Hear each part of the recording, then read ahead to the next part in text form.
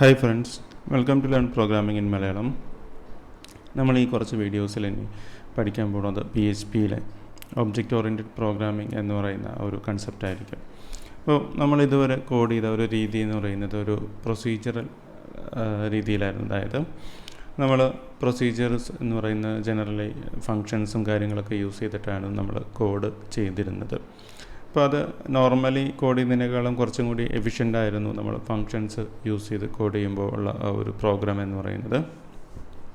അപ്പോൾ അതിനെ കുറച്ചും കൂടി സ്ട്രക്ചേർഡായിട്ട് അല്ലെങ്കിൽ കുറച്ചും കൂടി ഒരു ബെറ്റർ വേയിൽ നമുക്ക് കോഡ് ചെയ്യാനായിട്ട് ഹെൽപ്പ് ചെയ്യുന്ന ഒരു പ്രോഗ്രാമിംഗ് പാറ്റേൺ ആണ് ഒബ്ജക്റ്റ് ഓറിയൻറ്റഡ് പ്രോഗ്രാമിംഗ് എന്ന് പറയുന്നത്. ഇപ്പോൾ ഒബ്ജക്റ്റ് ഓറിയൻറ്റഡ് പ്രോഗ്രാമിംഗ് PHPയിൽ മാത്രമല്ല മറ്റ് ഓൾമോസ്റ്റ് എല്ലാ ലാംഗ്വേജിലും ഉള്ള ഒരു കൺസെപ്റ്റ് തന്നെയാണ്. അപ്പോൾ അതിൽ ബേസിക്കലി രണ്ട് കൺസെപ്റ്റാണ് ഉള്ളത്. ഒന്ന് ക്ലാസ് എന്ന് പറയുന്നതും പിന്നെ ഒബ്ജക്റ്റ്സ് എന്ന് പറയുന്നതാണ് ആ ഒരു ഒബ്ജക്റ്റ് ഓറിയൻറ്റഡ് പ്രോഗ്രാമിങ്ങിൻ്റെ മെയിൻ കൺസെപ്റ്റ്. അപ്പോൾ നമ്മളൊരു ബേസിക് ആയിട്ടുള്ള ഒരു എക്സാമ്പിൾ പറയുവാണെങ്കിൽ ക്ലാസ് എന്ന് പറയുന്നത് നമ്മളൊരു ക്ലാസ് എന്ന് പറഞ്ഞാൽ റെപ്രസെൻ്റ് ചെയ്യുന്നത് ഒരു ബ്ലൂ പ്രിൻറ്റ്സ് ആണ്. അതായത് ആക്ച്വൽ ഒബ്ജക്റ്റിൻ്റെ ബ്ലൂ പ്രിൻ്റാണ് ക്ലാസ് എന്ന് പറയുന്നത്. അപ്പോൾ നമ്മളൊരു റിയൽ വേൾഡ് എക്സാമ്പിൾ കൺസിഡർ ചെയ്യുവാണെങ്കിൽ നമുക്കിപ്പോൾ പറയാം ക്ലാസ് എന്ന് പറയുന്നത് ചിലപ്പോൾ ഒരു കാർ എന്ന് പറയുന്നത് ഒരു ക്ലാസ് ആയിരിക്കാം. അപ്പോൾ ആ ക്ലാസ്സിൽ ഉണ്ടാവുന്നത് ആ ഒരു കാർ എങ്ങനെയായിരിക്കണം എന്നുള്ള കാര്യങ്ങളായിരിക്കും. അതൊരിക്കലും ഒരു ആക്ച്വൽ കാറായിരിക്കില്ല.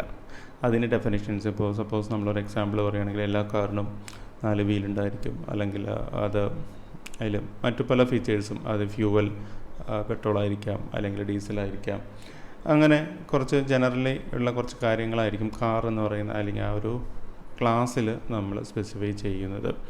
പക്ഷേ അതിൻ്റെ ക്ലാസ്സിൽ നിന്നും ക്രിയേറ്റ് ചെയ്യുന്ന കാര്യങ്ങളാണ് നമ്മൾ ഒബ്ജക്റ്റ്സ് എന്ന് പറയുന്നത്. ആ ഒബ്ജക്റ്റ് എന്ന് പറയുന്നത് നമുക്ക് ഒരു ക്ലാസ്സിൽ നിന്ന് ഒന്നോ അതിലധികമോ ഒബ്ജക്റ്റ്സ് ക്രിയേറ്റ് ചെയ്യാനായിട്ട് സാധിക്കും. ഇപ്പോൾ ഇവിടെ കാറിൻ്റെ ഒരു എക്സാമ്പിൾ നോക്കുവാണെങ്കിൽ കാർ എന്ന് പറയുന്ന ക്ലാസ്സിൻ്റെ ആക്ച്വൽ ഒരു ഒബ്ജക്റ്റ് എന്ന് നമുക്ക് പറയാവുന്നത് വേണമെങ്കിൽ ഒരു മാരുതി 800 അല്ലെങ്കിൽ അങ്ങനെ എന്തെങ്കിലും ഒരു കാർ. അപ്പോൾ ആ ഒരു കാർ എന്ന് പറയുന്നത് റിയൽ വേൾഡ് അല്ലെങ്കിൽ ഒരു റിയൽ കാര്യമായിരിക്കും. പക്ഷെ അത് ക്രിയേറ്റ് ചെയ്യുന്നത് ഈ ഒരു ബ്ലൂ പ്രിൻ്റ്, കാർ എന്ന് പറയുന്ന ബ്ലൂ പ്രിൻറ്റിൽ നിന്നായിരിക്കും ക്രിയേറ്റ് ചെയ്യുന്നത്. അപ്പോൾ ആ ബ്ലൂ പ്രിൻറ്റിൽ നിന്ന് നമുക്ക് ഈ ഒരു പർട്ടിക്കുലർ കാർ മാത്രമല്ല എത്ര കാർ വേണമെങ്കിലും ഈ ഒരു പർട്ടിക്കുലർ ബ്ലൂ പ്രിൻറ്റിൽ നിന്ന് ക്രിയേറ്റ് ചെയ്യാം. അപ്പോൾ ഇങ്ങനെയാണ് റിയൽ വേൾഡ് കാര്യങ്ങൾ നമുക്ക് പ്രോഗ്രാമിങ്ങിലേക്ക് ഈസി ആയിട്ട് മാപ്പ് ചെയ്യാനായിട്ട് അല്ലെങ്കിൽ കണക്ട് ചെയ്യാനായിട്ട് ഈ ഒബ്ജക്റ്റ് ഓറിയൻറ്റഡ് പ്രോഗ്രാമിംഗ് യൂസ് ചെയ്ത് സാധിക്കും. അപ്പോൾ നമ്മൾ ഈ ഒരു വീഡിയോയിൽ നോക്കാൻ പോകുന്നത് ബേസിക്കലി എങ്ങനെയാണ് നമുക്കൊരു ഏറ്റവും മിനിമം ലെവലിൽ എങ്ങനെയാണ് ഒരു ക്ലാസ് ക്രിയേറ്റ് ചെയ്യുന്നതും അതിൽ നിന്ന് ഒരു ഒബ്ജക്റ്റ് എങ്ങനെ ക്രിയേറ്റ് ചെയ്ത് അത് ഔട്ട്പുട്ട് എടുക്കാമെന്നുള്ള കാര്യമാണ്. അപ്പോൾ ഫസ്റ്റ് തന്നെ നമ്മൾ യൂസ് ചെയ്യേണ്ട ക്ലാസ് എന്ന് പറയുന്നത് ഒരു കീവേഡാണ്. അപ്പോൾ അത് PHPയിലെ റിസർവ്ഡ് കീവേഡാണ്. അപ്പോൾ അതുകൊണ്ട് തന്നെ ആ ഒരു പേരിൽ നമുക്ക് വേരിയബിൾസോ മറ്റു കാര്യങ്ങളോ യൂസ് ചെയ്യാനായിട്ട് സാധിക്കില്ല. അപ്പോൾ അത് കഴിഞ്ഞാൽ നമുക്ക് കൊടുക്കാവുന്നത് നമ്മുടെ ക്ലാസ്സിൻ്റെ പേരാണ്. അപ്പോൾ ഈ ഒരു എക്സാമ്പിൾ ഞാനിവിടെ കാർ എന്ന് കൊടുക്കുകയാണ്. അപ്പോൾ ബൈ ഡിഫോൾട്ട് ഒരു സ്റ്റാൻഡേർഡ് എന്ന് പറയുന്നത് ക്ലാസ്സിൻ്റെ പേര് ക്യാപിറ്റൽ ലെറ്ററിലായിരിക്കും സ്റ്റാർട്ട് ചെയ്യുന്നത്. അപ്പോൾ അത് കഴിഞ്ഞാൽ നമുക്കൊരു കേർലി ബ്രേസസ് ഓപ്പൺ ക്ലോസ് കൊടുക്കാം. അപ്പോൾ ഇതിൽ ക്ലാസ്സിൽ വരുന്ന രണ്ട് പ്രധാനപ്പെട്ട കാര്യങ്ങൾ എന്ന് പറയുന്നത് ഒന്ന് പ്രോപ്പർട്ടീസും പിന്നെ വരുന്നത് മെത്തേഡ്സുമാണ്. അപ്പോൾ ഈ പ്രോപ്പർട്ടീസ് എന്ന് പറയുന്നത് ക്ലാസ് വേരിയബിൾസ് എന്ന് വേണമെങ്കിൽ നമുക്ക് പറയാം. അപ്പോൾ ഈ ഒരു എക്സാമ്പിൾ നോക്കുകയാണെങ്കിൽ ഇവിടെ ഞാൻ $നെയിം എന്ന് കൊടുത്തിട്ടുണ്ട്, പബ്ലിക് $നെയിം. ഈ പബ്ലിക് എന്നൊക്കെ പറയുന്നത് എന്താണെന്നുള്ളത് നമ്മൾ മറ്റൊരു വീഡിയോയിലായിരിക്കും പഠിക്കുന്നത്. അപ്പോൾ ഈ ഒരു പേര് അല്ലെങ്കിൽ ഈ ഒരു വേരിയബിൾ എന്ന് പറയുന്നത് ക്ലാസ്സിലെ വേരിയബിളാണ്. അപ്പോൾ ഈ ക്ലാസ് വേരിയബിൾ ആയിട്ട് നമുക്ക് ഈ ഒരു വേരിയബിൾ ഡിക്ലെയർ ചെയ്താൽ ക്ലാസ്സിലെ എല്ലാ മെത്തേഡ്സിലും അത് അവൈലബിൾ ആയിരിക്കും. അപ്പോൾ അതുപോലെ തന്നെ നമുക്ക് ക്ലാസ്സിന് മെത്തേഡ്സ് കൊടുക്കാനായിട്ട് സാധിക്കും.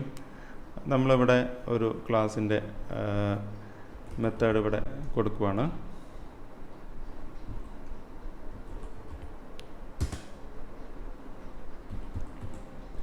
സെറ്റ് നെയിം എന്ന് പറയുന്ന ആ ഒരു മെത്തേഡ് നമ്മളിവിടെ കൊടുക്കുന്നു. അപ്പോൾ ഇതിനകത്ത് നമ്മളൊരു പാരാമീറ്ററാണ് പാസ് ചെയ്യാനായിട്ട് പോകുന്നത്. അവിടെ നെയിം എന്ന് പറയുന്ന ഒരു പാരാമീറ്റർ നമ്മൾ പാസ് ചെയ്യുന്നു.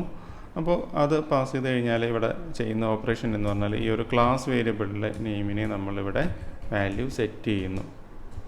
ഈ ഒരു എക്സാമ്പിൾ നോക്കുവാണെങ്കിൽ ഇതിൽ മനസ്സിലാക്കേണ്ട ഒരു കാര്യം എന്താ വെച്ചാൽ ഈ ഒരു ഡോളർ നെയിം എന്ന് പറയുന്നത് ഈ ഒരു മെത്തേഡിൽ പാസ് ചെയ്യുന്ന ഒരു വേരിയബിളിൻ്റെ പേരും ഈ ഡോളർ ദിസ് നെയിം എന്നിവിടെ കൊടുത്തിരിക്കുന്നത് ഇതിനൊരു സ്പെഷ്യൽ മീനിങ് ആണ്. അത് ഇത് മീൻ ചെയ്യുന്നത് ഈ ഒരു വേരിയബിളിനെയാണ്. ഈ ഡോളർ ദിസ് എന്ന് പറയുന്നത് ഉദ്ദേശിക്കുന്നത് കറണ്ട് ഇൻസ്റ്റൻസ് അല്ലെങ്കിൽ ആ കറണ്ട് ഒബ്ജക്റ്റ് എന്നാണ് അതിൻ്റെ ഒരു മീനിങ് ആയിട്ട് വരുന്നത്. ഈ ഒരു വാല്യൂ സെറ്റ് ചെയ്യാനായിട്ട് യൂസ് ചെയ്യുന്ന ഫംഗ്ഷനാണ് നമ്മളിവിടെ സെറ്റ് നെയിം എന്ന് കൊടുത്തിരിക്കുന്നത്. പിന്നെ അതുപോലെ തന്നെ ഈ വാല്യൂ നമുക്ക് എടുക്കാനായിട്ട് നമ്മൾ മറ്റൊരു മെത്തേഡ് ഇവിടെ യൂസ് ചെയ്യുന്നു, ഗെറ്റ് നെയിം എന്ന് പറയുന്നത്. ആ ഗെറ്റ് നെയിമിൽ നമ്മളാകെ ചെയ്യുന്നത് ഓൾറെഡി വാല്യൂ ഇവിടെ നമ്മൾ സെറ്റ് ചെയ്തിട്ടുണ്ടെങ്കിൽ നമുക്ക് ആ ഒരു വാല്യൂവിനെ റിട്ടേൺ ചെയ്യുന്നതാണ് ചെയ്യുന്നത്.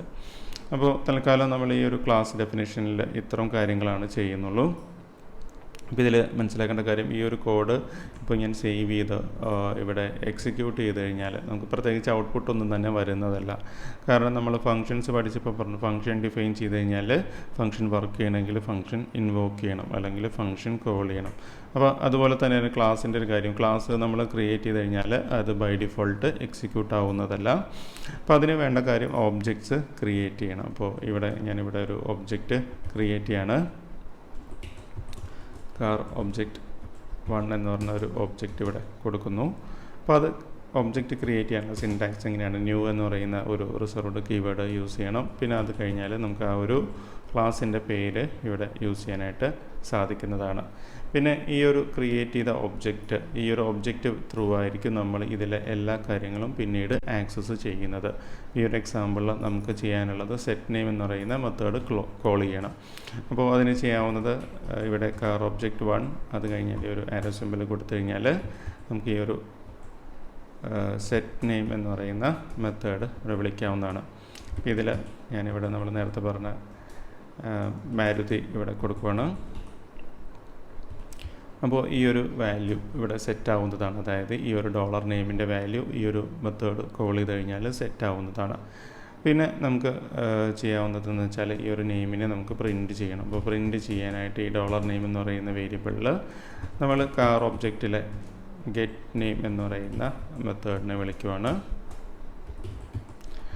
ഈ ഒരു കാര്യം കോൾ ചെയ്ത് കഴിഞ്ഞാൽ ഡോളർ നെയിം എന്ന് പറയുന്ന ആ ഒരു വേരിയബിളിൽ നമുക്ക് ഈ ഒരു നെയിം ഇവിടെ കിട്ടുന്നതാണ്. പിന്നെ നമുക്കിതൊന്ന് എക്കോ ചെയ്ത് നോക്കാം. ഡോളർ നെയിം എന്ന് പറയുന്നത് ഞാനിവിടെ എക്കോ ചെയ്തിരിക്കുന്നു.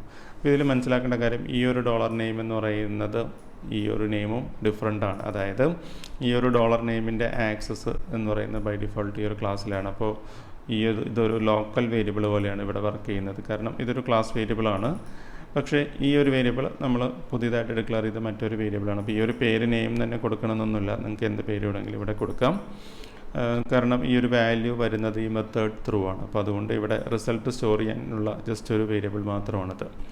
ഇത് സേവ് ചെയ്ത് കഴിഞ്ഞാൽ നമുക്കിതൊന്ന് ട്രൈ ചെയ്ത് നോക്കാം. ഇത് റൺ ചെയ്ത് കഴിഞ്ഞാൽ നിങ്ങൾക്ക് കാണാനായിട്ട് സാധിക്കും ഇവിടെ മാരുതി എന്ന് പറയുന്ന ഔട്ട്പുട്ട് വന്നിട്ടുണ്ട്. അപ്പോൾ ഇതാണ് ഏറ്റവും ഒരു മിനിമം ലെവലിൽ നമുക്ക് എങ്ങനെയാണ് ഒരു ക്ലാസ് ക്രിയേറ്റ് ചെയ്യാം, അതിൽ നിന്ന് അതിലെ ഒരു പ്രോപ്പർട്ടീസ് എന്താണ് അല്ലെങ്കിൽ മെത്തേഡ്സ് എന്താണ് എന്നുള്ള കാര്യങ്ങളും അതിൽ നിന്ന് ഒബ്ജക്റ്റ് എങ്ങനെ ക്രിയേറ്റ് ചെയ്യാം എന്നുള്ള കാര്യങ്ങളൊക്കെയാണ് ഇതിനകത്ത് ഉള്ളത്. അപ്പോൾ ഇതിൽ മനസ്സിലാക്കേണ്ട ഒരു കാര്യം നമുക്ക് ഇതിൽ നിന്ന് എത്ര ഒബ്ജക്ട്സ് വേണമെങ്കിലും ക്രിയേറ്റ് ചെയ്യാം. അപ്പോൾ നിങ്ങൾക്ക് ഇവിടെ വേണമെങ്കിൽ ഇവിടെ ഒബ്ജക്റ്റ് 2 എന്ന് പറഞ്ഞാൽ ഇവിടെ പുതിയൊരു ഒബ്ജക്റ്റ് കൊടുക്കാനായിട്ട് സാധിക്കും. അപ്പോൾ അതും ഈ ഒരു ആദ്യത്തെ ഒബ്ജക്റ്റും എൻ്റയർലി ഡിഫറെൻ്റ് ആയിട്ടായിരിക്കും PHP ട്രീറ്റ് ചെയ്യുന്നത്. അപ്പോൾ അതിലൊക്കെ നിങ്ങൾക്ക് ഈ ഒരു സെറ്റ് നെയിം മെത്തേഡ് വേറൊരു വാല്യൂ കൊടുത്ത് സെറ്റ് ചെയ്യാനും അതുപോലെ അതിൻ്റെ വാല്യൂ ഗെറ്റ് ചെയ്യാനായിട്ടും സാധിക്കും. അപ്പോൾ ഇതിൽ നിന്ന് മനസ്സിലാക്കേണ്ട കാര്യം ക്ലാസ് എന്ന് പറയുന്നത് ഒരു ബ്ലൂ പ്രിൻ്റ് പോലെയാണ്.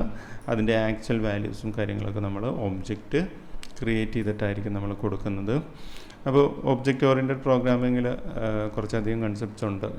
നമ്മളത് ഓരോന്നും ഈ പറയുന്ന കാര്യങ്ങളും അതുകൂടാതെ മറ്റു പല പല കാര്യങ്ങളുണ്ട്. അപ്പോൾ അത് നമ്മൾ ഇതിൻ്റെ കണ്ടിന്യൂഷനായിട്ട് കുറച്ച് വീഡിയോസിലായിരിക്കും ഈ കാര്യങ്ങളൊക്കെ നോക്കുന്നത്.